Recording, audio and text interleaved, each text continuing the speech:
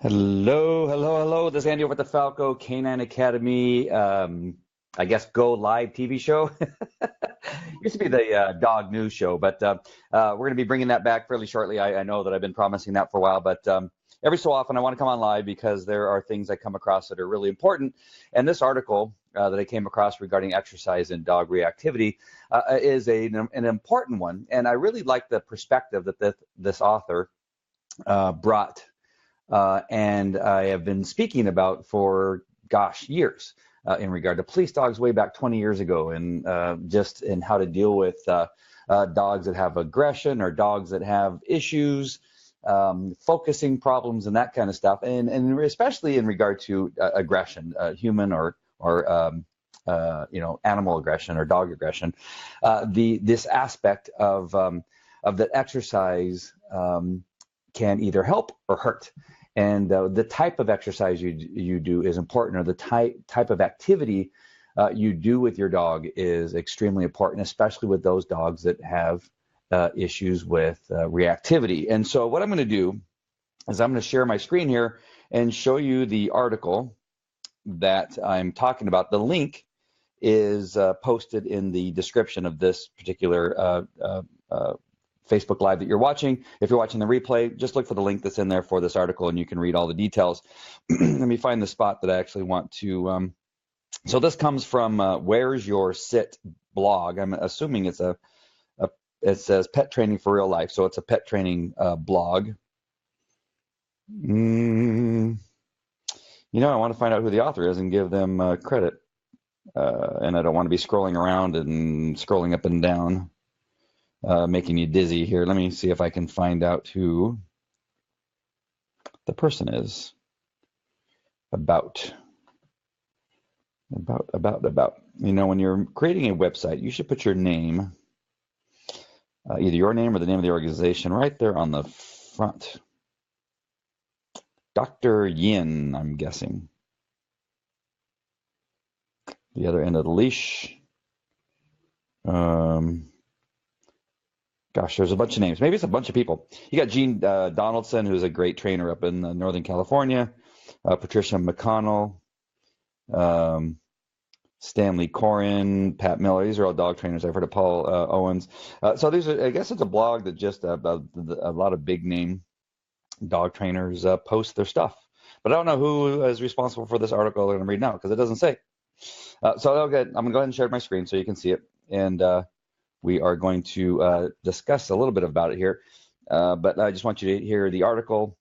And so let's start with the second. So there's a study. So Linda Cooper had released a study on the impact of exercise in regarding reactive dogs.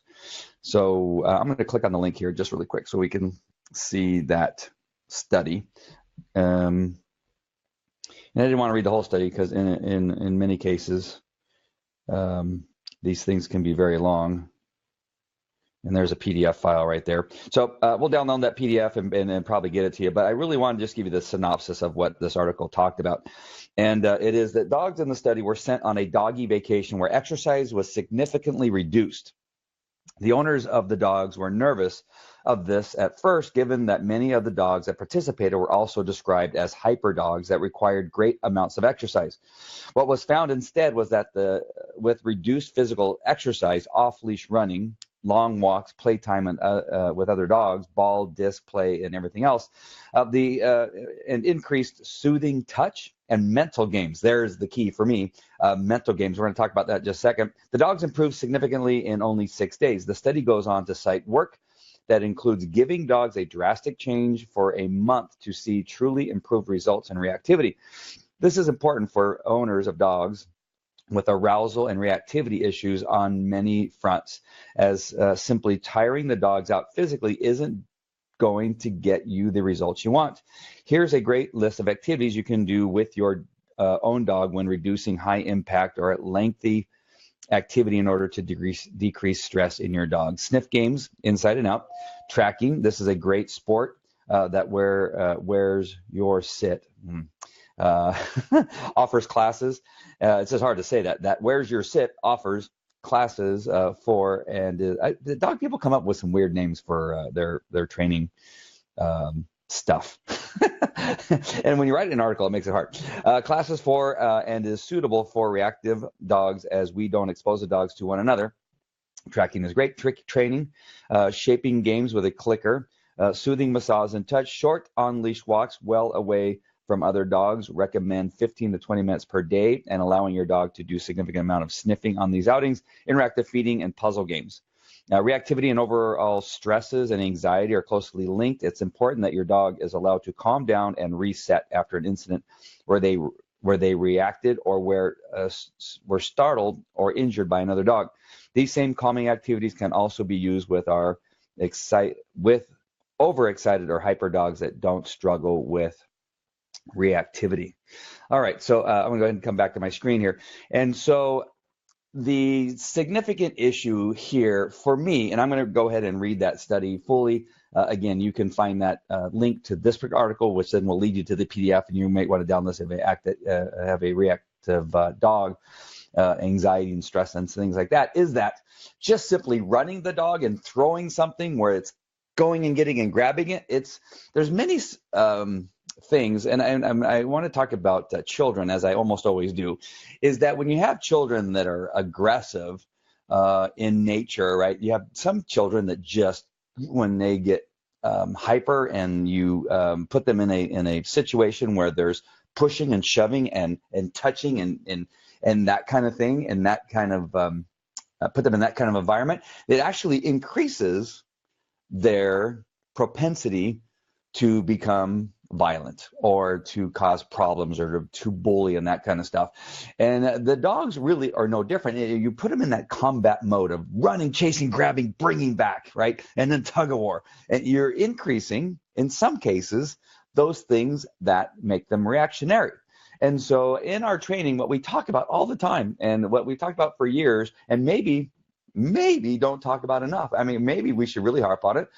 My trainers at Falco Canine Training OC is that really making sure that the understanding of stimulating your dog's brain, and again, if you've heard me say this 100 times, if you've been around me, that stimulating a dog mentally exhausts them, tires them, makes them more controllable later on, more so than physical activity. Just simply throwing a frisbee, throwing a ball, or going for a run does not impact them nearly as much as making the dog think. So simply doing maybe 10 minutes of obedience for some dogs is equivalent and better for them mentally than running a mile or 2 miles with them. You can actually do that with some dogs, and they have as much energy, if not more energy, at the conclusion of a long run. But you make the dog think. You make the dog do something that causes them to have to use their gray matter over an extended period of time. Is you are going to reduce the amount of trouble that dog gets into. You're going to reduce the amount of mischief. I swear, there's certain words that just kick my butt. Mischief that dog will get into because they're exhausted. And I always compare it to us. I mean, if we go and do some exercise, like I go to the gym in the morning, do CrossFit and do some stuff like that, and it actually energizes my day and gets my day kind of charged and gets it going. But you sit me in a chair where I'm trying to do something like what I hate, which is trying to figure out numbers and accounting and do a P&L and a report, and my assistant is calling me asking me to help her out with certain significant issues in regard to just simply business, not related to something that I really like doing. I am exhausted. I will end my day and pass out on the couch with the very first time my butt hits that couch, and I will be out. Right, stimulating my brain in that manner exhausts me and just makes me just blah much faster. Am I asking you to make your dog blah? No. What we're trying to do is reduce the times that our dog gets into trouble, right? And so what we need to do is find those things that actively causes that dog to use its brain in a manner that challenges the dog, and in many cases makes the dog better. So if you are putting a large amount of an obedience in the dog, And we talk about this with dogs that have specific issues. And you know, we talked about it before, is that when you have a dog that has no issues, right? Like Hazel, our chocolate lab that we have here for me and the kids, is is simply a dog that has really, and I don't tell anybody this because if you see the dog, you think that I'm the best trainer in the world. Is she required no training, right? From birth, I could have told her to go outside, she'd go outside. I tell her to sit, she'd sit. I tell her to lay down, she lays down. I tell her to come, she comes. I tell her to stop, she stops, with no with no training. What kind of dog is that for a trainer to get, right? You often think a dog trainer would get, go get the worst of the worst, and that would be the dog they have at their house. No, I have the best dog that required no training. And so that dog does not, I don't have to physically go out and make that dog think and have do sit and heel and stop and stay and recall and that kind of stuff. Does the dog still have to sit before I give him the permission to eat, or her permission to eat? Yes.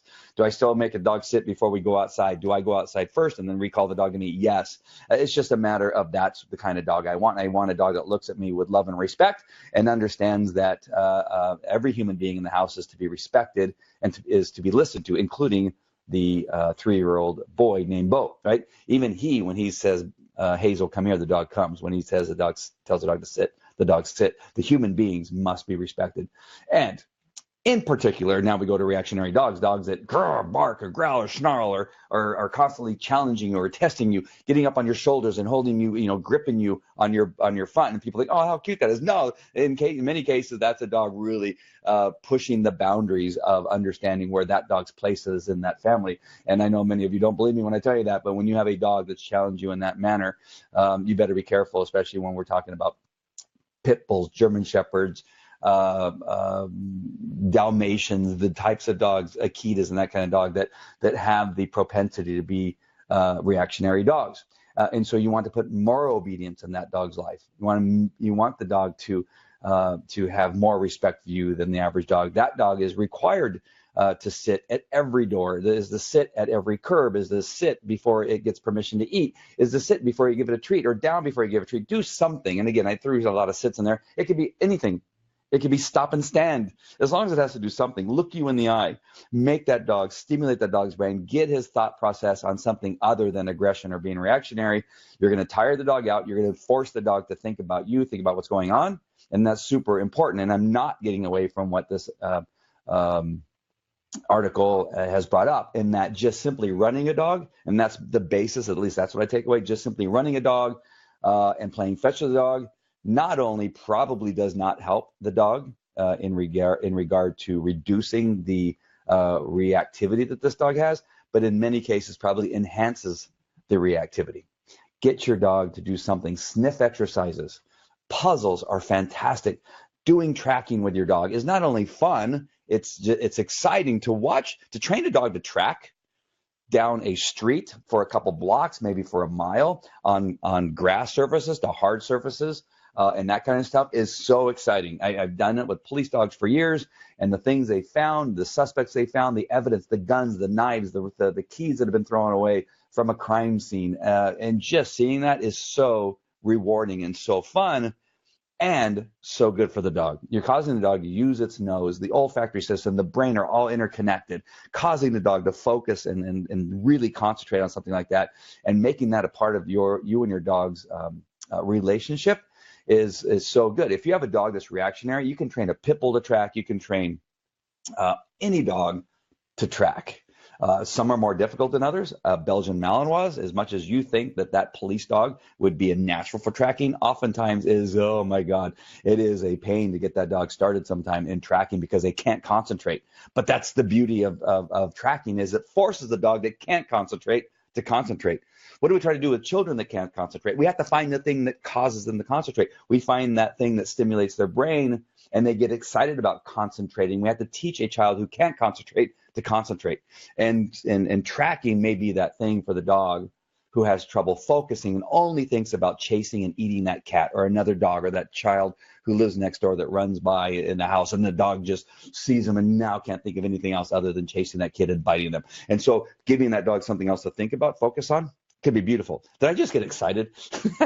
It's because I love this article. There's so many articles that come out from time to time, and I know some people go, "Oh, you got to be kidding me! Exercise helps my dog," and they get all emotional about certain things. There's so many things that people are getting emotional about that are just crazy today, right? About things that are just silly, and just putting too much focus on what is said and not focusing on, what, they might be right. And you really get down and think about it, and things, again, the good news is we've been talking about this at Falco Canine Academy for years, and now to see an article that somebody's did a study to prove us right is exciting. I get excited to see that, understanding that exercise alone, running alone, is not the solution. We've often told people that they take their dog out, they play fetch with their dog before dog training, and go, "Why do you do that?" I said, "You may have tired the dog out enough that now for that hour that you're with us, now the dog's simply too tired to just go through that hour class, but it's not fixing your problem. It's not putting your dog in a state that he needs to be in so that you can learn how to control your dog when he's in the state that you don't want him in." So what you've done by exercising the dog for, the half hour leading up to the hour-long class that we have together is you've simply just tired him out enough so that he doesn't do the things that we want him to do so that we can fix it. And then after class, the dog is now rested because it rested during class, and now you go home and have the dog that you don't want, right? And you get this false sense of, well, he was actually pretty good in class. Well, no, you tired him enough for the class, and now he's back to being a jerk, or she's back to being a B word, and then and it's not helped your problem. Do not exercise, tire your dog out physically before class, because mentally you've done nothing. Right? We want the dog to be in the state that we need to fix, or to help you understand, or to help you give the tools, help you have the tools to know how to control those situations that your dog gets in. And that is focus. During obedience, when your dog is reactionary to the dog to the left, right, and your dog is sitting here on your left, your dog keeps wanting to go that way, is to now, how do we get the dog's focus on us and away from the dog that's next to us? Do we do it by exercising the dog a half hour before class and just making him so exhausted that he's just too tired and he's so tired that he doesn't care about that dog over there? No, because that's not fixing the problem. What we want the dog is fresh with the thought process that it now wants to be reactionary to that dog to your left, and now we show you how to fix it. How do we get that dog's attention on us? What is it that we need to do to get that dog's focus on something else other than being reactionary, other than being nervous, other than being fearful? How do we get that dog to have confidence by being with you? How do we give your confidence a boost so that you can go out for a walk for your dog? Because isn't that sometimes the case that we tell you about? That you can't go for a walk for your dog because you're fearful, you're afraid of what it is your dog is going to do. We want to now put you in a situation that now you're confident. You know you're strong enough mentally and as far as a leader to your dog to control that dog's bad behavior. It's not through running and playing fetch with the ball. It's fun, maybe with your dog, to throw that ball, that kind of stuff. So with some dogs, that's all you need to do, and you have a perfect dog. But you have a perfect dog anyway. It's not the running and the fetching that's changing that. What we need to do is we need to give stimulating exercises for you to do. We need to give those to you, and we need you to do it in the right way that it really impacts your dog's aggression and reactionary behavior. So read this article. I think it's a good one. Read the study. I think they're going to, I have a feeling, and I haven't read the whole thing, so I'm just going to say this. I have a feeling they're going to put too much emphasis on just simply that exercise aspect.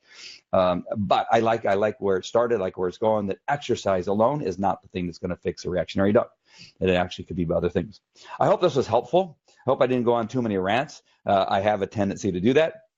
But go ahead and read this article. I think it's helpful. The thing I meant to send you to right off the bat, it's something called Falco Fitness. It's on Facebook. I'll put a link to our Facebook page called Falco Fitness. If you want exercises to do with your dog, that's going to be in there. It's a brand new Facebook page that we are just starting. It's going to be, you're going to see exercises for you alone. Right, we're going to put some CrossFit stuff in there. We're going to put some boot camp stuff in there, and possibly some Pilates. But mixed in there is going to be stuff that you can do with your dog, some exercises with your dog. And so this is going to be overall exercise page for your health and your dog's health. And so go to that page. It'll be in the comment section. Maybe I'll edit the replay and put it in the description up there. But either way, you'll find it on the Falco Canine Academy Facebook page. If you're watching this in one of the other pages, like Bedbug page or Police Dog Recruit Facebook page, you got to come over to the Facebook page here on Falco Canine Academy. Find the link, go to Falco Fitness, or just type in Falco Fitness, and you'll be taken there. Right now, it's there's some stuff that we're just beginning. We understand that this is a brand new Facebook page. We're just now beginning to put stuff in there. You're going to see some exercises in there that you're going to do with your dog that will be good for you and your dog, and it'll just give you something else you can do with your dog that's not only good for your dog and your relationship, but also healthy exercises for you to do with your dog. All right, so go ahead and go to that page, Falco Fitness. Thanks for joining me. I know this is kind of a weird time to come on at the end of a Monday at, 3:30 Pacific Standard Time.